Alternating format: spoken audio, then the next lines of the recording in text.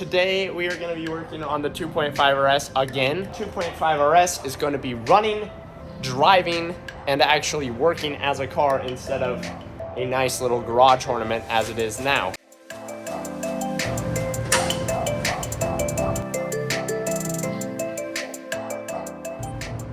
So the first problem we've been having with the 2.5 RS, and the main reason it's not driving, is the clutch isn't aligned. The clutch throw-out fork is not aligned, and I think that's gonna involve taking out the engine, but thankfully it's naturally aspirated, and that's pretty easy. So if you come down here, you can see that I can just wiggle this fork around, and since it's a push style clutch, it's got this weird little situation on how it rests on the throwout bearing. It's got these weird little pins in there. I'm gonna work with it for a second to see if I can get it without pulling the engine, but I think that's what it's gonna come down to.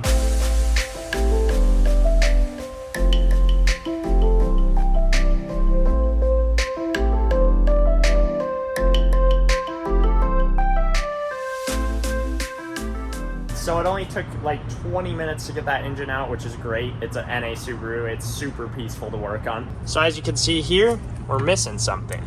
One of the legs broke off and this twisted sideways on the throwout bearing. So, yeah, everything else looks fine. So I've got to try to source a throwout fork, but I know some guys in the area, so hopefully we can get a throwout fork and get back to the project. Got the parts. Had to go to a couple different places to find this. But yeah, big thanks to Spokane Subaru for hooking us up. All right, don't mind my greasy hands. This is just a very greasy car. That's how the throwout bearing on this car goes together. I've worked on a lot of Subarus, but I've never worked with the clip system before. So everything's all greased up and throwout bearings incorrectly.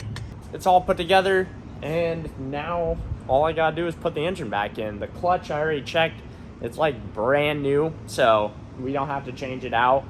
I know some people might be like, oh, you should change it out anyway because you're in there, but if it's a good part, I'm just gonna use it. We can always take it out. It only takes 20 minutes anyway.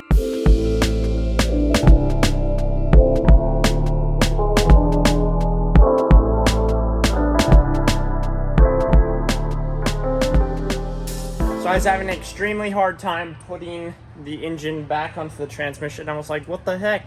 This is so hard, it's harder than it usually is. Well, turns out that the bearing in the center, the pilot bearing, was all messed up. So this clutch has a lot of life on it, but it's hella nasty, hella crusty. It's like stuck on here. So I'm gonna pop it off and get that pilot bearing back in and probably get a new clutch. Man, that's nasty. Clutch is terrible. All right, so we're in a bit of a predicament. O'Reilly's doesn't have the clutch I need, which is kind of surprising because they usually do. The clutch that's in this car is basically brand new. The problem is it's really rusty.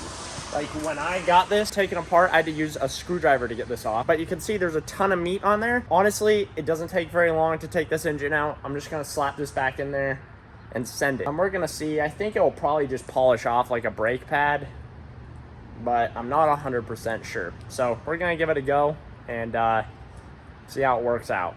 I always keep these around handy if I need to take a clutch off, but I wanna reuse it. It's great. They come in all the kits, but it's a nice thing to have around the shop to just realign these clutches up. Come on.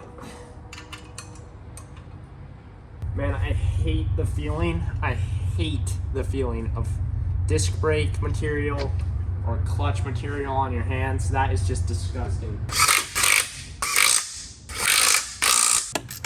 So I guess that just goes to show in automotive stuff, if you're just getting started, think about things before you do them. I spent a good 2 hours, hour and a half trying to get this engine in.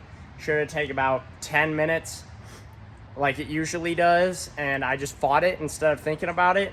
Took it back apart finally, realized it was the pilot bearing, and it took 2 minutes. Got the engine put back in. It's all bolted down. So now we're just gonna set it down into the cradle, bolt it back up, put some headers on it, and get some lines straightened up, and this thing should be ready to rip.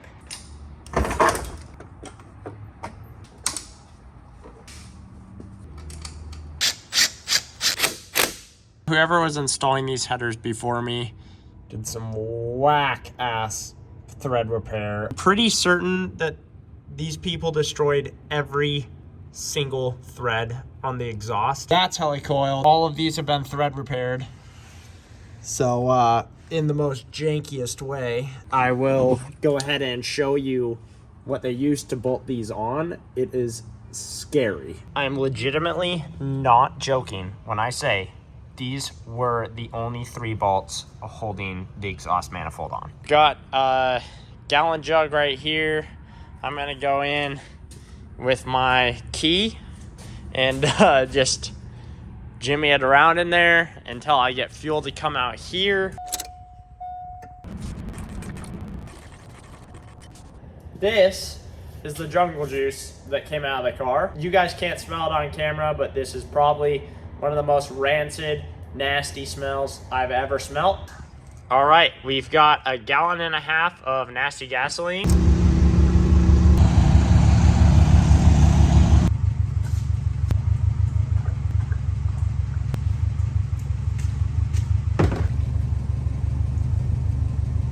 You ready to bleed this clutch? Let's go.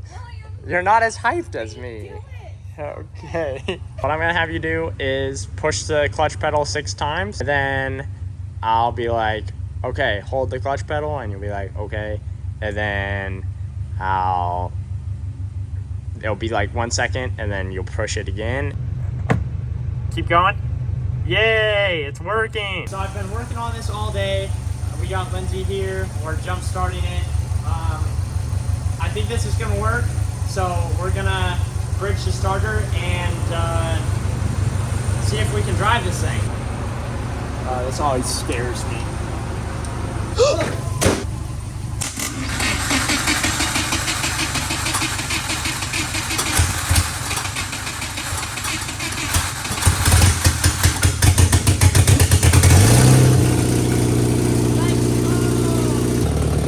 She's running. We are gonna take this thing for a test drive.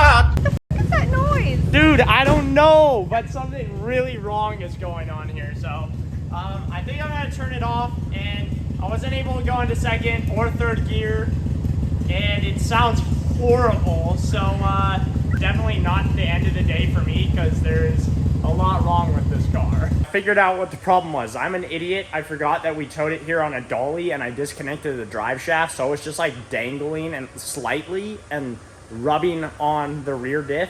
That's what that noise was in the last video. So I bled the clutch a little bit more. It's kind of hard by myself, but I did it. And got the drive shaft all figured out. I'm going to try to drive it again because that last drive was just wimpy.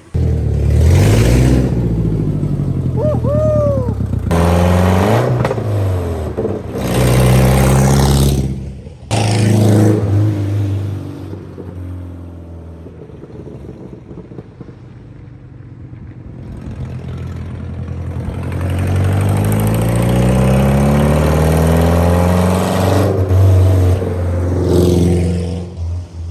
Well, there it is. It runs and drives. I got all the way up to 4th gear in the parking lot, and it shifts smoothly, which is nice. It does grind a little bit from 2nd to 3rd, just because the clutch isn't bled all the way. But it pulls strong, and she's a runner. Yeah, I'm just glad I stuck with it. It was the drive shaft. I just feel like an idiot. But things happen like that. So, yeah, remember we post Tuesday and Fridays, so stay tuned. Hit that subscribe button, and I'll see you next time. Bye.